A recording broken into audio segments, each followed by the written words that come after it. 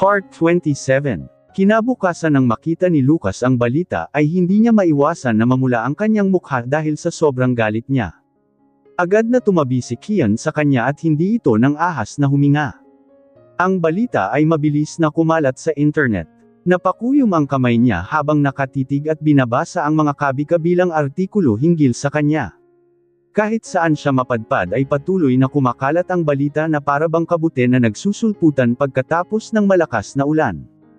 Tila isang paputok na sumabog sa internet at wala siyang magawa kundi ang mapahilot na lamang sa kanyang sentido habang nakatitig sa mga iyon. Kailangan mong i-check kaagad kung sino ang nagpakalat ng balita, lalo na yung mga pictures. Kailangan mabura kaagad ang lahat ng ito. Galit na sabi ni Lucas at halos muntik na siyang mabaliw. Napakuyom ang kanyang mga kamay at napaisip kung sinong hanggal ang naglakas ng loob na gumawa ng bagay na iyon para suron siya. Sinisiguro niya na kapag nalaman niya kung sino man iyon ay hindi na ito aabutan pa ng umaga.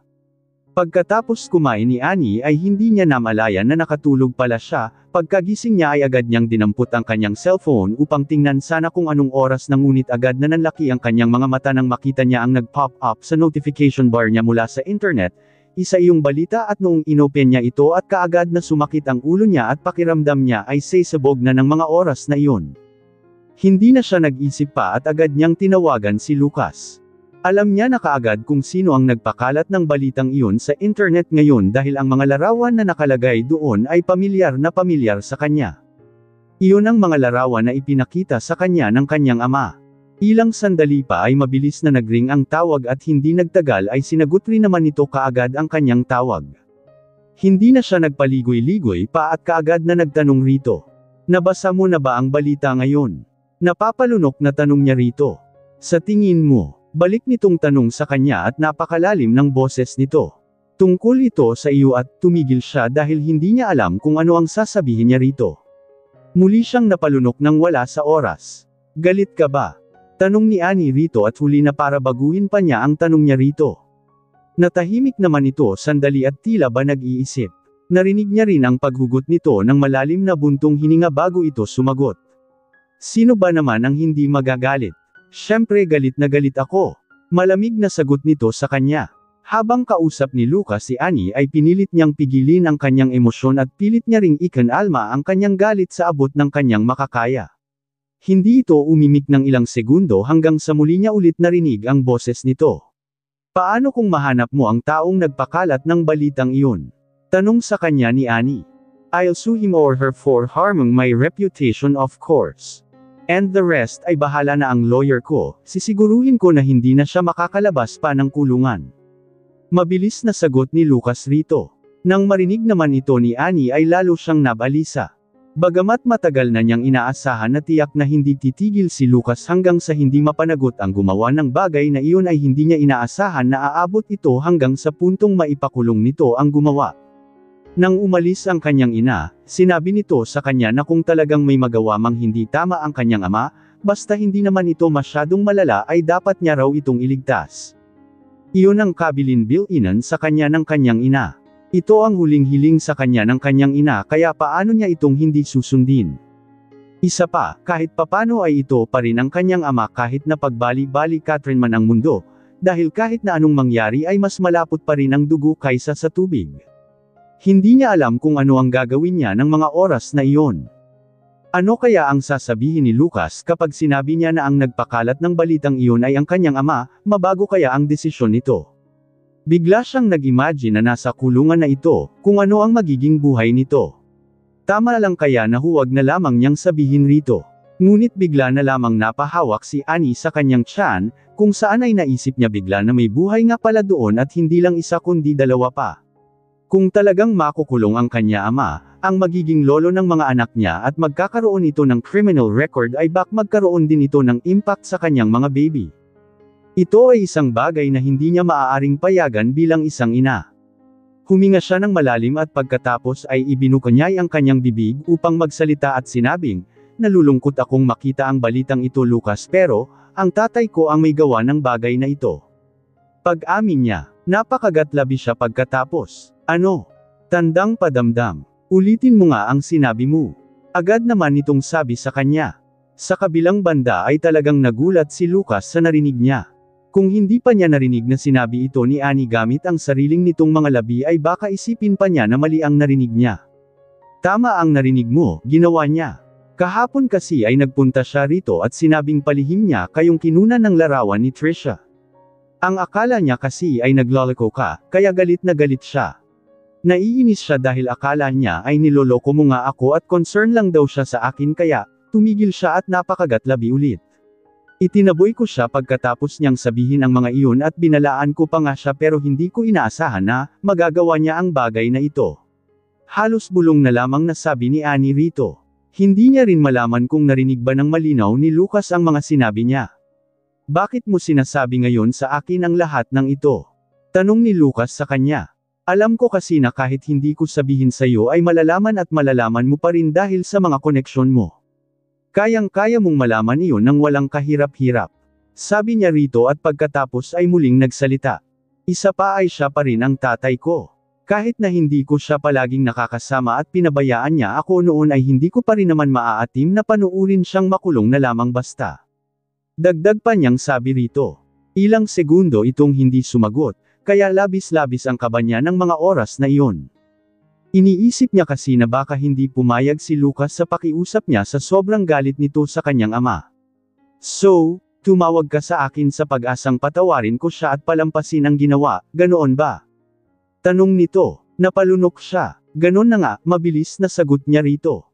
Nang matapos siyang magsalita ay talaga namang napahigpit ang hawak siya sa kanyang cellphone habang naghihintay ng sagot mula rito. Ang kanyang palad ay nagumpisa na rin pawisan ng mga oras na iyon at ang kanyang noo ay nagkaroon na rin ng butil-butil na pawis. Sa totoo lang ay kinakabahan talaga siya at hindi niya alam kung papayag ba ito, kung palalampasan ba nito ang ginawa ng kanyang ama ng ganun-ganun na lang lalo pa at buong internet ay laganap ang balita at pinagpaypiestahan na ng mga tao. Alam niya na sa kabila ng lahat ng iyon ay hindi ganun kadali para rito ang hinihiling niya. Kadali para rito ang hinihiling niya. Alam ni Annie na kung ibang tao lamang ang gumawa nito ay baka hindi tumigil si Lucas hanggang hindi nito napagbabayaran ang lahat ng ginawa nito at hindi ito magpapakita ng kahit na katiting man lang na awa, pero sa mga oras na iyon ay alam niya na iba siya. Ama niya ang sangkot doon, sana ay hindi maging matigas ang puso nito pagdating sa kanyang ama. Kung sana lang kasi ay napigilan niya ito kahapon. Hindi niya naman kasi lubos akalain na aabot ito sa ganon. Nag-aalala na si Annie ng mga oras na iyon dahil halos ilang minuto na ang lumipas ngunit wala pa ring sagot si Lucas at nananatili pa rin itong tahimik mula sa kabilang linya. Akmang magsasalita na sana siya ulit nang bigla na lamang niyang marinig ang tinig nito. Sige, mabilis na sagot nito sa kanya at pagkatapos ay sinundan nito ng buntong hininga. Hindi niya alam kung ano ang isasagot niya rito ng mga oras na iyon dahil sa naging sagot nito sa kanya. Pumayag ito sa kahilingan niya. Natigilan si Annie at halos hindi siya makapaniwala. Hindi siya kaagad na nakapagsalita. Seryoso ka ba? Paniniguro niya rito. Oo, mabilis na sagot nito. Alam niya na may isang salita si Lucas kaya sigurado siya na tutuperan nito ang sinabi nito. Sa sobrang galit na nararamdaman ni Annie ay bigla na lamang tumulo ang luha niya. Salamat, Lucas, sabi niya rito na tuwang-tuwa. Hindi niya talaga akalain na papayag si Lucas sa kanyang hiling kaya halos maiyak siya sa tuwa.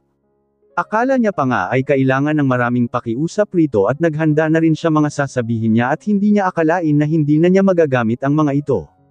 Napakunot naman ang noo ni Lucas nang marinig niya ang mahinang pag-iyak ni Annie sa kabilang linya. Pumayag na ako bakit ka pa umiiyak? Tanong niya rito. Nang marinig naman ni Annie ang sinabi ni Lucas ay kaagad niyang pinunasan ang kanyang luha at nakangiting sinabi. Masaya lang ako, pag-amin niya. Hindi ko kasi inaasahan na papayag ka. Dagdag pa niya at pagkatapos ay napakagatlabi. Talaga? Tanong naman nito sa kanya. Anong gagawin mo kung sakaling hindi ako pumayag?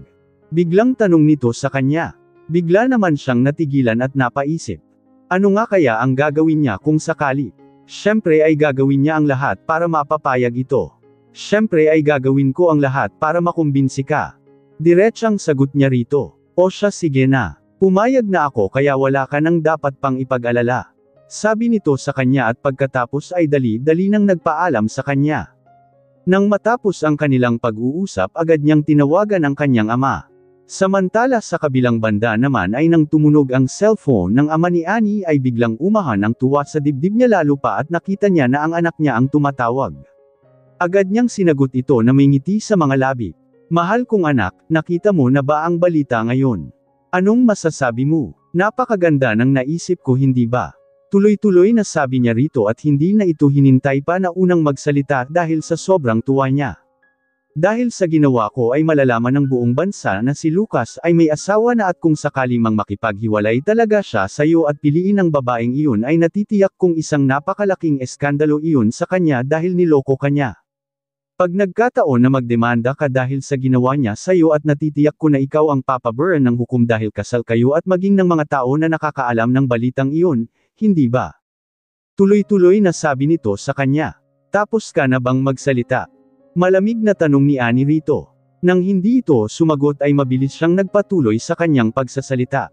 Hindi mo ba alam? Sinabi ko kay Lucas na ikaw ang may gawa ng mga bagay na ito. Sabi niya rito. Ano? Hindi makapaniwalang tanong naman nito sa kanya dahil sa narinig. Ilang sandali muna itong natigilan bago muling nakabawi at pagkatapos ay nagsalita. Bakit mo sinabi sa kanya na ako ang may pukana ng lahat ng ito? Concern lang ako sa iyo Annie. Ganyan ka na ba talaga? Tao ka pa. Wala ka na yatang pakiramdam tanong nito sa kanya na may halong pagdaramdam ang tinig. Napairap si Annie dahil sa sinabi nito. Kung hindi ako tao, baka matagal ka na sanang nakakulong. Kung hindi lang dahil sa hiling sa akin ni nanay ay matagal ka na sanang humihimas ng rehas, malamig na sabi niya rito. Anong sabi mo, ako makukulong? Hindi makapaniwalang tanong nito kay Annie. Hindi ako posibleng makulong dahil lang sa ginawa ko. Wala naman akong ginawang mali, ipinakita ko lang sa publiko ang ginagawa ng magaling mong asawa, kaya huwag mo akong takutin. Dagdag pa nitong sabi sa kanya. Hindi kita tinatakot, binabalaan lang kita. Dahil sa ginawa mo ay nasira ang reputasyon ni Lucas idagdag pa na dahil sa ginawa mong ay baka bumaba pa ang investments ng kumpanya ni Lucas dahil sa pagpapakalat mo ng mga larawang iyon. Tandaan mo na napakayaman niya kaya tiyak na magagaling ang mga lawyer team ni Lucas dahil kilala ang mga ito sa buong bansa. Sa oras na kumilos sila ay sinisiguro ko sa iyo na baka makulong ka. Dagdag pa niyang banta rito. Napangisi lang naman ito sa kabilang dako at pagkatapos ay ngumiti. Huwag mo akong takutin Annie. Bakit sa tingin mo ba kung tatakutin mo ako na makulong ako ay matatakot mo talaga ako? Nagkakamali ka. Wala akong dapat ikatakot. Puno ng kumpiyansang sabi nito sa kanya. Kung hindi ka natatakot, edi sige. Ipagpatuloy mo lang ang ginagawa mong iyan, pero huwag mo akong sisihin sa dulo at huwag mo rin asahan na ilalabas kita sa bilangguan kapag nakulong ka. Sabi niya rito. Hindi ito sumagot sa kanya kaya nagpatuloy siya. Binabalaan kita sa huling pagkakataon, kung ngayon ay nakumbinse ko pa si Lucas tiyak na sa susunod ay hindi na. Huwag mong haminin si Lucas dahil hindi mo alam kung ano ang kaya niyang gawin. Baka sa huli, ay ikaw lang ang mapasama at doon ka palang magsisisi. Sabi niya rito at bago pa man ito makasagot sa kanya ay agad na niyang ibinaba ang tawag. Sapat na ang masabi niya lahat ng gusto niyang sabihin isa pa ay kung gumawa ulit ito ng kabalbalan ay labas na siya doon dahil hindi naman siya nagkulang na balaan ito. Dalawang tawag lang ang ginawa niya sa magkabilang tao ngunit pakiramdam niya ay parabang naubos nito ang lahat ng lakas ng kanyang katawan. Pagod na pagod siya sa hindi niya malamang dahilan. Kagigising lang niya ng mga oras na iyon pero parang wala siyang lakas kaya kumain lang siya pagkatapos ay muli na namang nahiga. Kaya lang ay hindi siya nakatulog ng matagal dahil halos idlip lang ang nagawa niya, hindi katulad ng mga pagtulog niya sa tanghali sa mga karaniwang araw. Pagkagising niya ay agad na nagpalit ng damit si Annie at nagpasama siya sa kanilang driver papunta sa supermarket. Dahil niya sa pagpayag ni Lucas na palalampasan ang ginawa ng kanyang ama ay kailangan niya itong pasalamatan. Hindi naman siya magaling sa mga bagay-bagay kaya ang tanging bagay na maaaring gawin niya lamang ay may pagluto ito ng isang pagkain. Bagamat hindi ganun kasarap magluto ay magluluto pa rin siya dahil ang damdamin at effort niya naman sa pagluluto ang pinakamahalaga. Matapos mamili ni Annie ng kanyang mga gagamitin sa kanyang pagluluto ay naging abala na siya sa kusina. Nang makita nga siya ng tagaluto nila na nagluluto ay napatanong ito sa kanya kung may mali ba sa mga niluluto niya at kung hindi ba masarap ang mga inihahanda niyang mga pagkain para sa kanila. Ngumiti naman agad si Annie rito at nagpaliwanag dahil sa mukha nitong lukot na lukot habang nakatingin sa kanya. Hindi po, ano ba kayo? Masarap po ang luto nyo, kaya lang ay nasa mood po ako ngayon na magluto, sabi niya rito. Ganun ba? Sabi nito sa kanya at pagkatapos ay napahawak sa dibdib at napabuntong hininga. Akala ko naman kung hindi kayo nasasarapan sa mga luto ko. Natakot ako dun dagdag pa nito at napapunas pa ng pawis sa noo. Natawa na lamang siya rito at pagkatapos ay maging ito ay tumawa na rin. Pagkatapos nga nito ay tuloy-tuloy na siya sa kanyang pagluluto at pinuo na rin niya ito ng mas maaga kaysa sa normal na uwi nito at pagkatapos ay bandang 6:00 naman ng gabi ay eksaktong nakauwi si Lucas. Pagkapasok pa lamang ni Lucas sa loob ng bahay ay kaagad na niyang naamoy ang amoy ng masarap na pagkain na nagmumula sa kusina. Bigla niya tuloy naisip kung ano kaya ang enluto ng kanilang tagapagluto at napakabango nito. Ibinaba niya lamang sa sofa ang kanyang suitcase at dali-daling naglakad patungo sa kusina. Pagkapasok niya sa pinto ng kusina ay bahagya siyang natigilan nang makita kung sino ang abalang nagluluto doon. Hindi niya akalain na si Annie pala ang nagluluto ng mga oras na iyon. Napaisip tuloy siya kung bakit ito nagluluto. Ito ang unang beses na ipinagluto siya nito. Bigla siyang napatango na maaring ito ay dahil sa pagpayag niya na hayaan na lamang ang ama nito sa ginawa nitong paninira sa kanya. Marahil ay ito ang paraan nito ng pasasalamat sa kanya. Napaisip siya tuloy kung yun lang ba kaya. Wala na bang iba? Hindi ba siya nito yayakapin at pupupyudyan ng halik? Ngunit bigla na lamang niyang ipinilig ang kanyang ulo at mabilis na pinagalitan ang sarili. Dapat siyang makontento kung ano ang ginagawa nitong pagpapasalamat sa kanya. Ilang sandali pa nga ay dahan-dahan siyang naglakad palapit rito ngunit ng ilang hakbang na lamang ang layo niya rito ay bigla na lamang itong lumingon sa kanya. Agad na hindi nakagalaw si Annie nang makita niya si Lucas sa kanyang likod. Halos mahulog ang puso niya sa labis na gulat ng mga oras na iyon. Sobrang bilis rin ng tibok ng puso niya at halos hindi siya makapagsalita at makapag-react dahil sa kanyang gulat. Nanatili siya sa kanya kinatatayuan at nanlalaki ang mga matang nakatingin rito. Nang makita naman ni Lucas ang kanyang reaksyon ay agad-agad naman itong tinawid ang kanilang distansya at pagkatapos ay niyakap siya nito kaagad. Natakot ba kita? Tanong ni Lucas sa kanya. Dali-dali namang tumanggo si Annie rito at pagkatapos ay tahimik na umalis sa pagkakayap nito at tumangala rito. Bakit kasi kailangan na magdahan-dahan ka pa sa pagpasok rito? Agad na tanong niya rito. Naisip ni Lucas na sumagot sana ng, napakaseryoso mo kasi sa ginagawa mo kaya hindi mo napansin paglapit ko sa iyo, ngunit nang makita niya na nakapaskil ang sobrang takot sa mukha nito ay nagbago na ang isip niya. Agad na lamambat ang kanyang puso nang makita niya ito.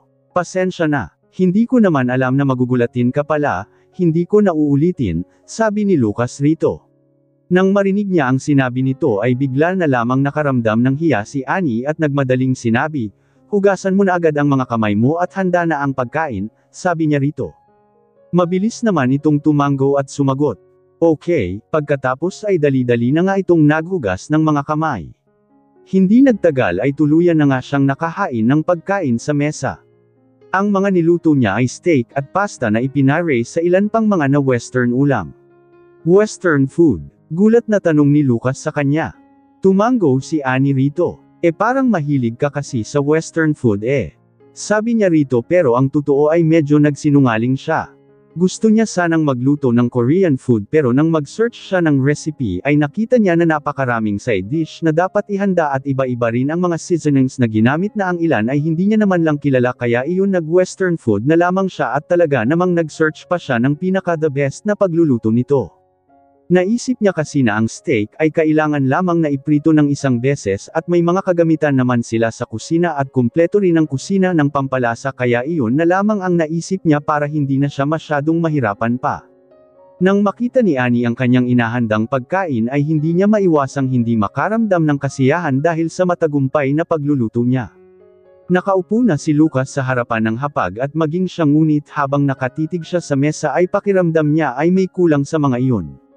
Doon niya naisip na wala pa nga palang wine sa mesa kaya tumayo siya. Gusto mo ba ng red wine? Agad na tanong ni Annie rito. Agad namang tumanggo sa kanya si Lucas. Ilang sandali pa nga ay nakapaghanda na ng wine glass si Annie at dali-daling dinala iyon sa mesa at inilagay sa tapat ni Lucas bago niya ito binuhusan. Pagkatapos niyang lagyan ito ay kagaad niyang inilapag sa mesa ang bote at dali-daling umupo. Dahil handa na ang lahat ay kaagad siyang nagsalita. "Kumain na tayo," nakangiting sabi ni Annie rito. Napakunot naman ang noo ni Lucas nang mapansin niya na walang baso si Annie na lagayan ng wine. Hindi niya napigil ang sarili niyang matanong rito. "Bakit wala kang wine?" Agad na tanong nito sa kanya. Agad naman na natigilan si Annie dahil sa tanong nito at pagkatapos ay bahagyang napahawak sa kanyang tiyan. Dahil sa pag-aalala niya sa mga sanggol sa kanyang tiyan ay kaagad na umiling si Annie. "Ayokong uminom eh. Ikaw na lang," mabilis na sumagot rito at nagpaskil ng isang ngiti sa labi. Ilang sandali pa nga ay nagumpisa ng humiwa ng steak si Annie na nasa kanyang plato at dali-dali niya itong isinubo. Halos hindi niya ito malunok, at ni halos hindi niya ito manguya sa sobrang tigas ng karne. Wala man lang sa kalingkingan ang niluto niya sa mga steak na natikman niya na sobrang lalambot at napaka-tender ng karne. Wala din itong kasarap-sarap. Inaamin niya na hindi siya marunong magluto, pero hindi niya akalain na magiging ganito ang lasa ng niluto niya. Napakasama. Nang magangat siya ng kanyang ulo ay nakita niya si Lucas na naghihiwa na ng steak at akmang susubo na sana ito nang bigla niyang inabot ang kamay nito ang pinigilan. "Huwag mo nang kainin," pidgil niya rito na hiyang-hiya. "Pero bakit?" Naguguluhang tanong niya kay Annie na halos magsalubong pa ang mga kilay niya. Napakagatlabi naman si Annie bago siya magsalita. Kailangan niyang sabihin rito ang totoo kahit na mapahiya siya ng sobra. "Pasensya ka na. Sa totoo lang ay gusto ko sanang magpasalamat sa iyo dahil sa ginawa mo at gusto kong idaan ito sa ganitong paraan kaya kita ipinagluto ng pagkain pero hindi ko akalain na papalpak ako. Sobrang tigas ng karne at napakahirap nguyain," sabi niya rito na halos hindi makatingin sa mga mata nito. Napaisip naman bigla si Lucas na hindi niya dapat sayangin ang pagkain dahil ibinuhos nito ang effort nito sa pagluluto ng steak na iyon. Tumitig siya rito. "Hayaan mong tikman ko," mapilit niyang sabi.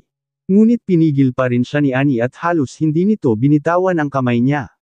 "Mas mabuting huwag mo nang tikman," sabi pa nitong muli sa kanyang ngunit sa mga oras na iyon ay pinilit na niyang isubo ang isang piraso ng karne na nasa tinidor niya at nang maisubo niya ito at naumpisahang nguyain ay halos manlamig ang buong katawan niya. Mukhang mas makunat pa iyon sa laste. Nang makita naman ni Annie ang kanyang ekspresyon ay mabilis siya nitong binitawan at sinabing, "Kumain na lang tayo sa labas ngayon." Pag-aayaw niya rito ngunit mabilis din naman itong sumagot sa kanya. "Hindi na kailangan." Matapos nitong sumagot ay ibinaba na ng tuluyan ni Lucas ang hawak nitong kutsilyo at tinidor sa plato at dali-daling hinubad ang suot niya suit at pagkatapos ay tumayo. Nilingan siya nito. "May tira ka pang bang hilaw na karne?"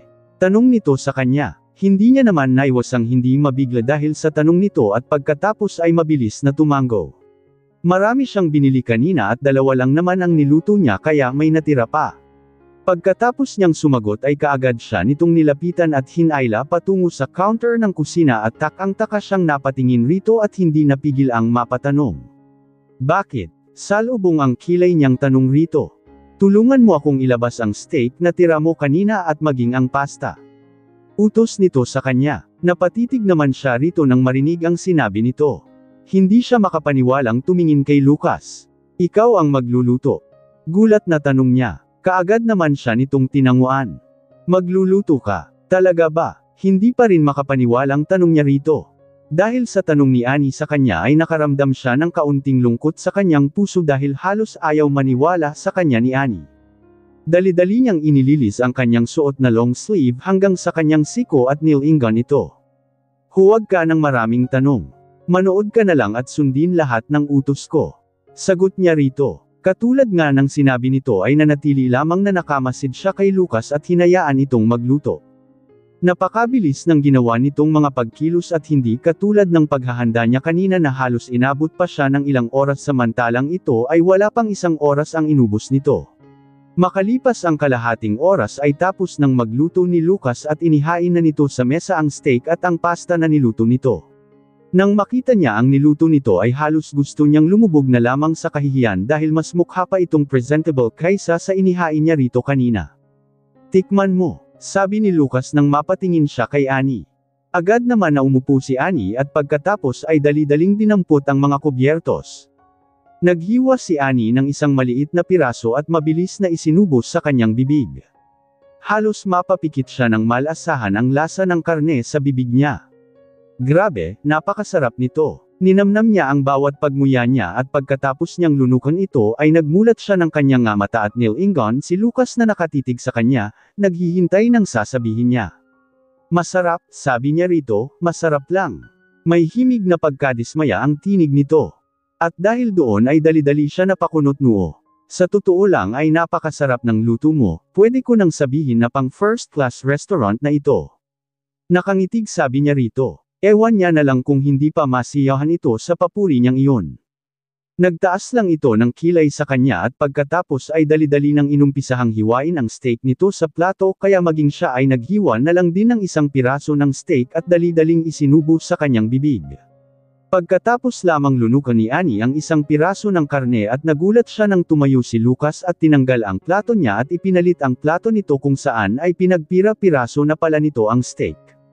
Gulat at pagtataka niya ang naramdaman niya ng oras na iyon habang pinapanood ito pagkatapos nang makita niyang kinuha niya ang kanyang plato ay doon pa lamang siya nakapagsalita.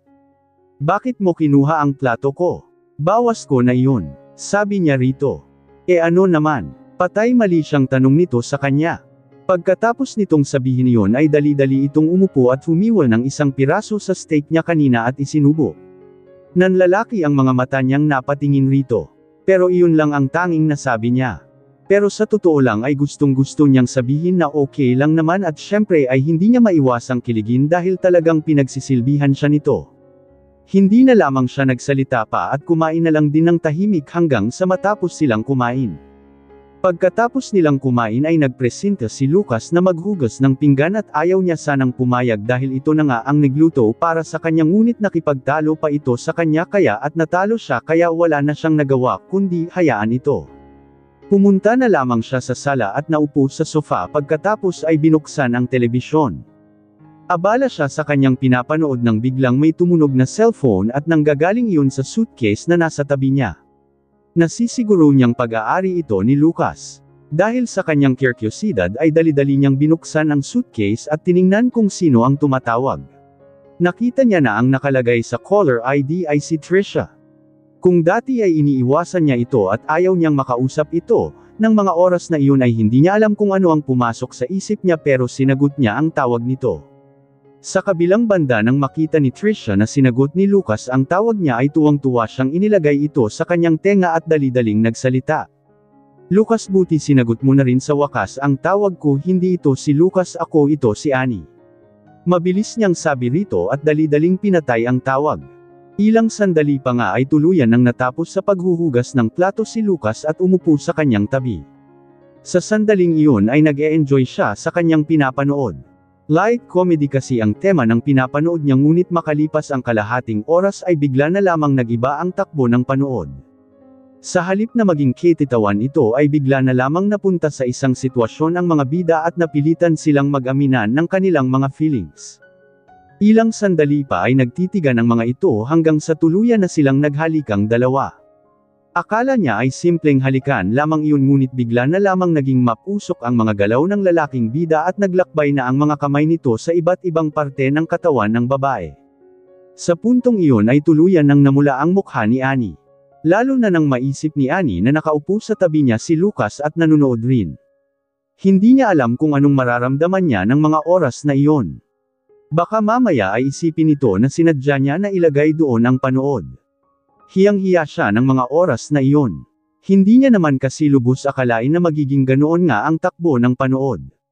Kung pwede niya lamang sanang kuhanin ang remote upang baguhin ang channel ngunit kapag ginawa niya naman iyon ay hindi ba parang napaka-obvious naman na apektado siya sa pinapanood niya. Napakagatlabi na lamang siya at pagkatapos ay nilingon si Lucas sa kanyang tabi at nakita niya na prenteng nakaupo pa rin ito doon at nakatitig ito sa telebisyon. Napabuntong hininga na lamang siya at napaisip na sadyang magkaiba pala talaga ang lalaki at babae. Napaisip tuloy siya, kapag ba talaga nagmamahalan ang dalawang tao ay gusto nila ay lagi silang magkayakap at naghahalikan. Isa pa ay bigla siyang napatanong kung hanggang kailan pa balak ng mga itong maghalikan. Init na ang pakiramdam niya at hiyang-hiya na rin siya sa totoo lang. Muli siyang napatitig kay Lucas, minsan ay may narinig siya na ang mag-asawa daw ay gusto nilang laging magkadikit at habang nakatitig siya rito ay napasabi siya sa sarili niya na baka nga totoo iyon dahil siya sa sarili niya ay iyon ang gusto niya. Samantala nang mapansin naman ni Lucas na nakatitig si Annie sa kanya ay bigla niya itong nilingon. Bakit mo ako tinititigan? May dumi ba ako sa mukha? Tanong niya kaagad rito. Nanlalaki naman ang mga mata ni Annie na nagbawi ng tingin kaagad dahil sa gulat niya na nahuli siya nitong nakatitig sa mukha nito. Hindi. Ano kasi, nagmamadaling sabi niya at naghahanap ng maisasagot rito. Bakit mo nga ako tinititigan? Muling tanong nito sa kanya dahil hindi niya nasagot ang tanong nito kanina. Ngunit sa halip na sumagot ay nag-iwas na lamang siya rito ng tingin at hindi sumagot. Hindi niya rin kasi alam ang isasagot niya rito sa totoo lang. Paano ba niya sasabihin rito? O sasabihin nga ba niya? Hindi ba masyadong nakakahiya pag nagkataon? Pero kung pipigilan niya iyon ay baka mabaliw siya. Ano kasi? Muli siyang tumingin sa TV at pilit na naghanap ang isang pinakamagandang dahilan para tigilan siya nito. Sa tingin ko lang medyo katulad ka ng lalaking bida sa TV. Sabi na lamang niya. Kung ganoon ay may problema na ang mga mata mo. Sabi sa kanya bigla ni Lucas. Sasabihin sana ni Annie rito na tama na dahil artista ang mga iyon at mga sikat. Kahit nagwapo si Lucas ay hinding-hindi siya magiging artista, sasabihin niya sana ngunit pinigil niya ang sarili niya. Hanggang sa ilang sandali pa ay narinig niya ang tinig nito bigla. Tingnan mo nga ang mukha niya. Nasa average lang ang mukha niya at itsura pero ako. Hamak akong mas gwapo sa kanya at walang-wala siya sa kalingkingan ko. Sabi nito na talaga namang binuhat ang sarili para lang umangat siya. Hindi na lamang nakapagsalita si Annie dahil rito. Hindi niya akalain na ayaw nitong may kumpara sa ibang tao lalo na sa artista artista na iyon. Napaka-arte pala nito. Itinuon na lamang niya ang kanyang tingin muli sa TV at halos pagsisihan niya na ginawa niyang iyon dahil ang mga bida ay nasa intimate ng sitwasyon at halos wala ng mga saplot habang naghahalikan at nagyayakapan. Idagdag pa ang music background kaya hindi niya maiwasan na hindi rin mapakagatlabi at kahit napilit niyang kinokontrol ang sarili na hindi maapektuhan ay apektado pa rin siya. Pakiramdam niya tuloy ng mga oras na iyon ay hindi lang sa pinapanood nila tumaas ang temperatura kundi maging sa mismong sala kung nasaan siya. Nang makita niya na pababa na ng pababa ang mga labi ng lalaki sa katawan ng bidang babae ay hindi na niya nakayanan pa at mabilis siyang tumayo. Aalis na sana siya nang bigla na lamang may humawak sa kamay niya at nang lingunin niya ito ay si Lucas pala at katulad niya ay nakatayo na rin.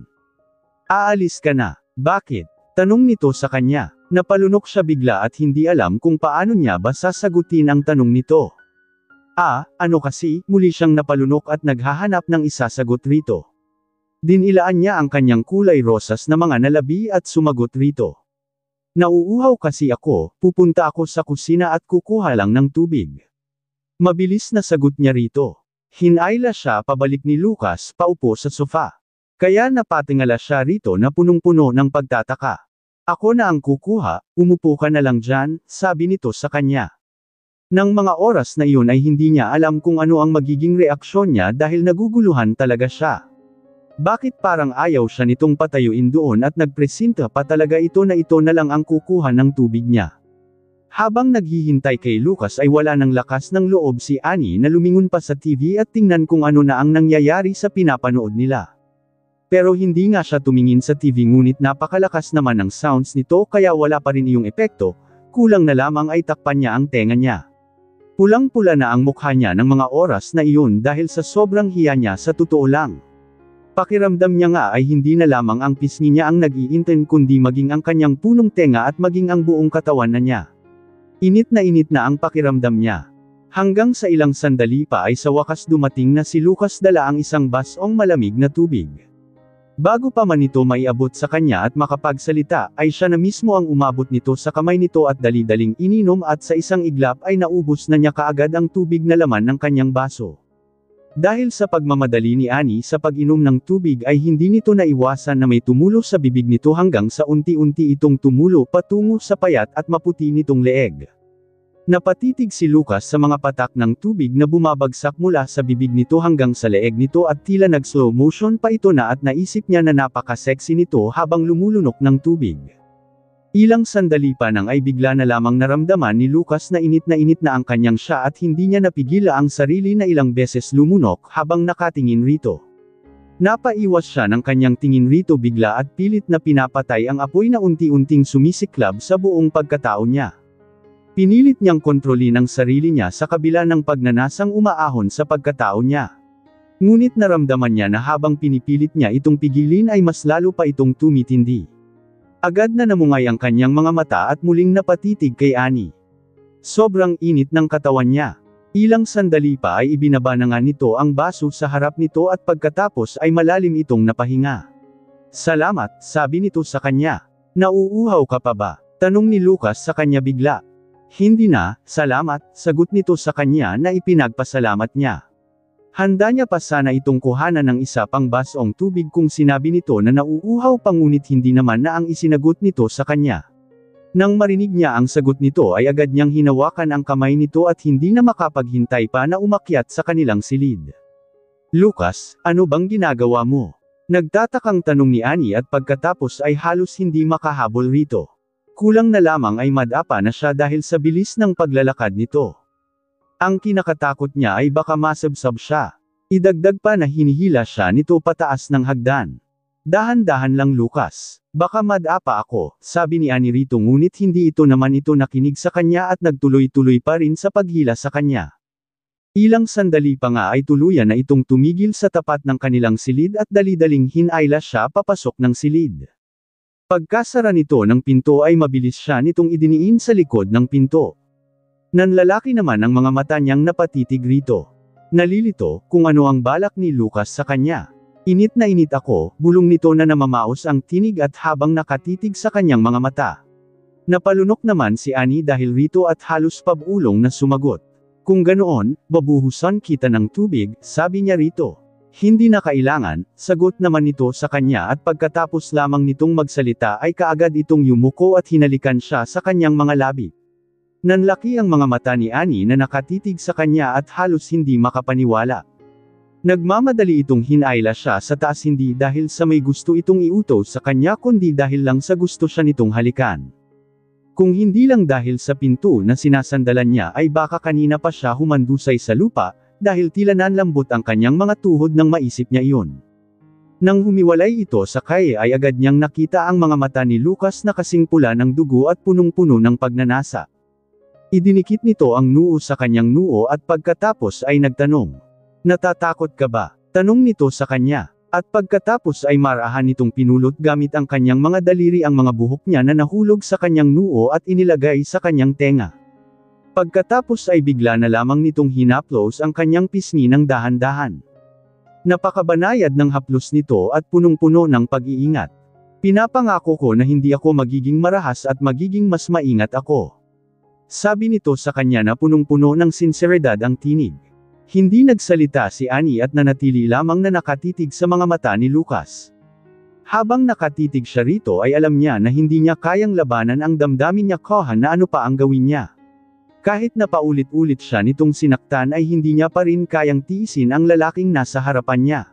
Napaisip pa siya kung ano kaya ang pakiramdam na mahalin nito. Na nagmamahalan silang dalawa. Idagdag pa na ano ang magiging pakiramdam niya na sabay nilang palalakihin ang mga anak nila kung sakali.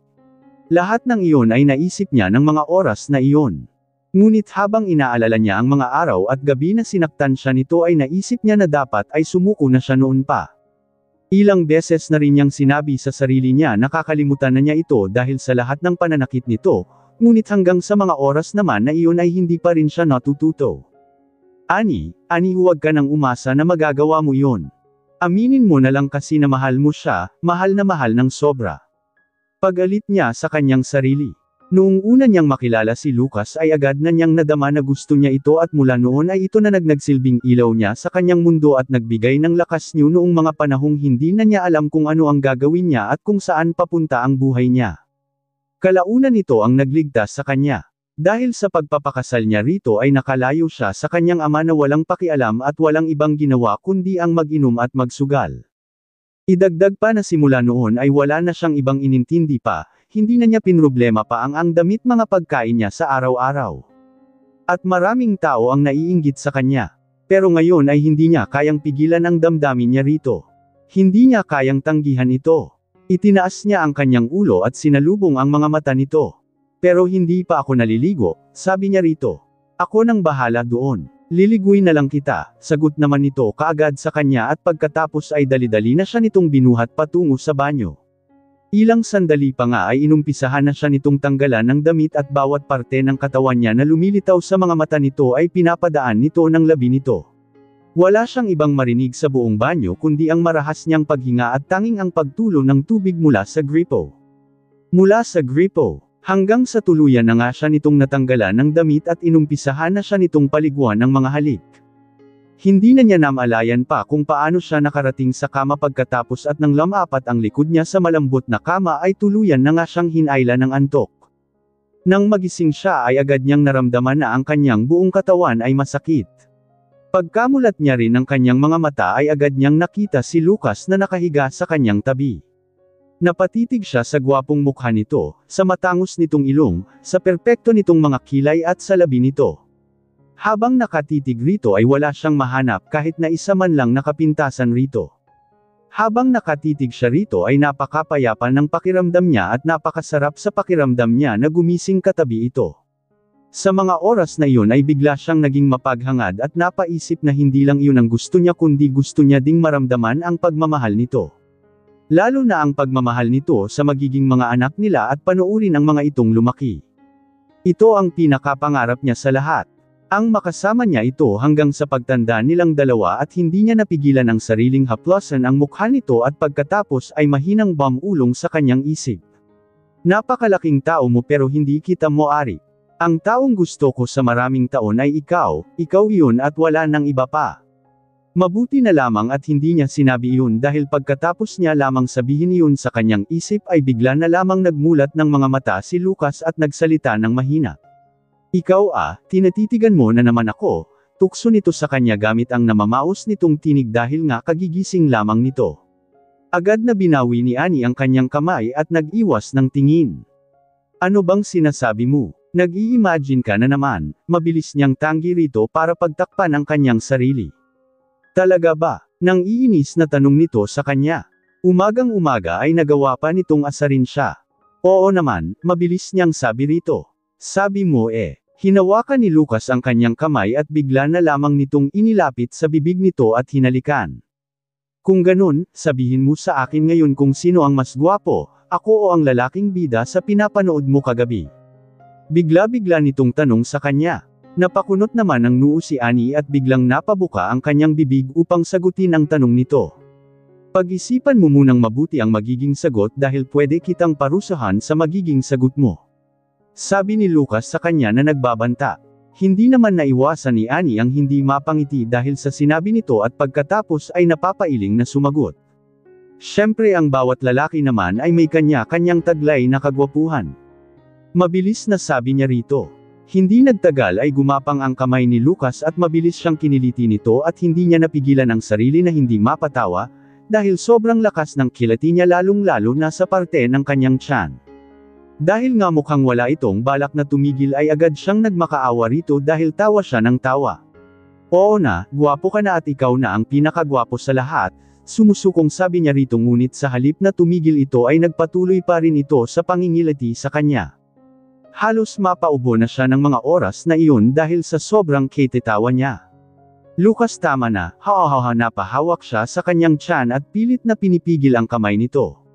Tama na ang sakit na ng tiyan ko kakatawa, sabi niya sa nagmamakaawang tinig. Ilang sandali pa nga ay tuluyan na nga siyang tinigilan ni Lucas na kilitiin. Pagkatapos nito ay sabay silang bumama sa kusina upang mag-almusal. Nang matapos naman na mag-almusal si Lucas ay kaagad itong naligo at nagbihis at nagpunta agad sa opisina nito ngunit bago ito umalis ay tinanong pa siya nito. Dito ka lang ba sa bahay ngayon maghapon? Oo, wala naman akong balak na puntahan ngayon. Agad niya namang sagot rito.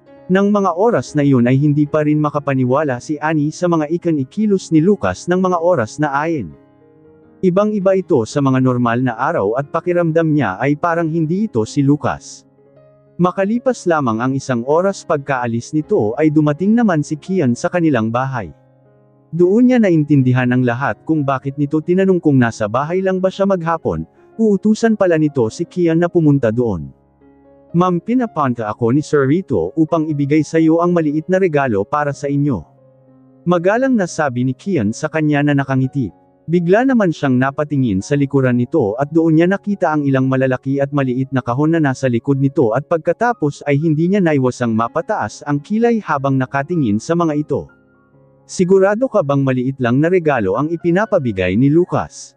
Tanong niya rito. Iyon ang sabi ni Sir, Ma'am Pero po pala, kailangan po muna namin ng ilang sandali bago namin ibigay sa inyo ang regalo ni Sir. Nakangiti pa ring sabi nito sa kanya na mas lalo lamang ikinakunot ng noo niya. Ano naman kayang klaseng regalo ang ibibigay nito sa kanya at kailangan pa talagang ayusin? Napaka-misteryoso naman ng Reg Along ito. Pilit niyang pinaganya ang kanyang isip kung ano ang posibleng laman ng mga kahon ngunit wala siyang maisip. Nilingan niya si Kian. Gaano katagal mong aayusin? Mga 1 oras po o higit pa, mabilis na sagot nito sa kanya na pabuntong hininga na lamang si Annie. Okay. Pagkatapos niyang samagod ay pinanood lamang ni Annie si Kian na nag-uutos sa mga tao na kasama nito na buhatin ang mga kahon at dalhin sa pangalawang palapag ng bahay. May malalaki at may mga maliit na kahon at sa tansya niya ay nasa 100 kahon iyon. Mabuto na lamang at may mga kasama si Kian dahil kung ito lang mag-isa ang nagbuhat ng mga kahon ay nasisiguro niya na baka abutin ito ng siyam-siyam. Dahil nga hindi niya matagalan ang panunood sa mga ito na nagbubuhat ng mga kahon ay minabuti na lamang ni Annie na pumunta sa sala at nagbasa na lamang siya ng libro. Hindi niya namamalayan ay lumipas na pala ang 1 oras. Bigla siyang napatigil sa pagbabasa nang bigla na lamang tumunog ang doorbell kaya napatayo siya sa kanyang kinauupuan at mabilis na tinungo ang pinto. Nang buksan niya ito ay laking gulat niya nang makita si Lucas na nakatayo sa tapat ng pinto. May malarnlam ng ngiting nakapaskil sa mga labi nito. Bakit ka nandito? Di ba nasa opisina ka? Wala ka bang trabaho ngayon? Sunod-sunod na tanong ni Annie kay Lucas na nakatayo pa rin sa may pinto at nakatitig sa kanya habang siya ay nakatitig rin dito na gulat na gulat. Umuwi ako para personal na ipakita sa'yo ang regalo ko. Sabi ni Lucas sa kanya na nakangiti pa rin. Mabilis na hinawakan ni Lucas ang kamay ni Annie at inakay siya hanggang sa makarting sila sa pinto ng isang silid sa pangalawang palapag.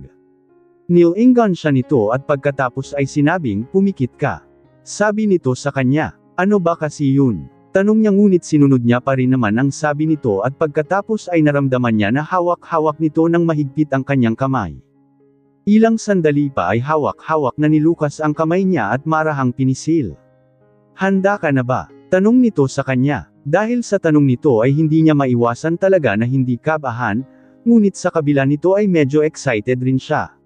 Handang-handa na, mabilis niyang sagot rito. Ilang sandali pa nga ay tuluyan nang binuksan ni Lucas ang pinto at ay naalayan siya nito papasok sa silid kaya dahan-dahan siyang naglakad. Nang tumigil sila sa paglalakad ay bigla na lamang itong nagsalita.